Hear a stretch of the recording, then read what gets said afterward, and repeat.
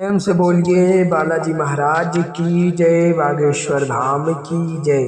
प्यारे भक्तों, आज मैं आप सभी को बताने जा रहा हूँ कि शिवलिंग पर कैसे चढ़ाया जाता है जल।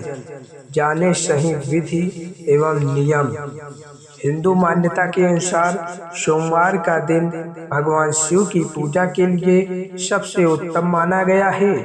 इस दिन शिवलिंग पर जल चढ़ाने से साधक के सभी कष्ट दूर और कामनाएं पूरी होती हैं। लेकिन इसके लिए भी कुछ नियम बनाए गए हैं, जिनकी अनदेखी करने पर पुण्य की जगह दोष लगने की आशंका बनी रहती है। शिवलिंग की पूजा का सही नियम जानने के लिए पढ़े ये लेख, अर्थात जो मैं बताने जा रहा हूँ। हिंदू धर्म में भगवान शिव को कल्याण का देवता माना गया है, जिनकी पूजा करने पर साधक के सभी दुख पलक झपकते दूर हो जाते हैं। सनातन परंपरा में सोमवार का दिन शिव पूजा के लिए बेहद शुभ माना गया है। इस दिन यदि कोई साधक किसी शिवालय में जाकर भगवान शिव के निराकार स्वरूप यानी शिवलिंग की विधि विधान से पूजा करता है, तो उस पर देवों के देव महादेव की पूरी कृपा बरसती है। मान्यता है कि शिवलिंग की पूजा करने पर साधक की सभी मनोकामना पलक झपकते पूरी होती है। लेकिन ध्यान रहे कि शिवलिंग की पूजा का भी अपना एक नियम है। आइए शिवलिंग की पूजा विधि और जरूरी नियम को विस्तार से जानते हैं। शिवलिंग की पूजा करने से पहले साधक को तन और मन से पवित्र हो जाना चाहिए। भगवान शिव की पूजा कभी भी काले रंग के कपड़े पहनकर नहीं करना चाहिए।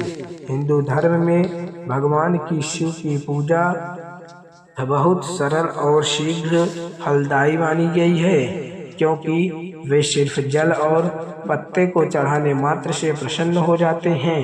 हिंदू मान्यता के अनुसार भगवान शिव को गंगा जल बहुत ज़्यादा प्रिय है, जिसे शिवलिंग चढ़ाने पर साधक को मनचाहा आशीर्वाद प्राप्त होता है।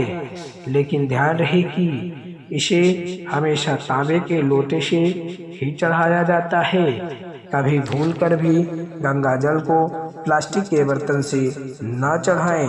शिवलिंग की पूजा करना हो तो सबसे पहले तांबे के लोटे में जल लेकर जलहरी के दाईं ओर चढ़ाएं, जिसे भगवान गणेश की स्थान माना गया है।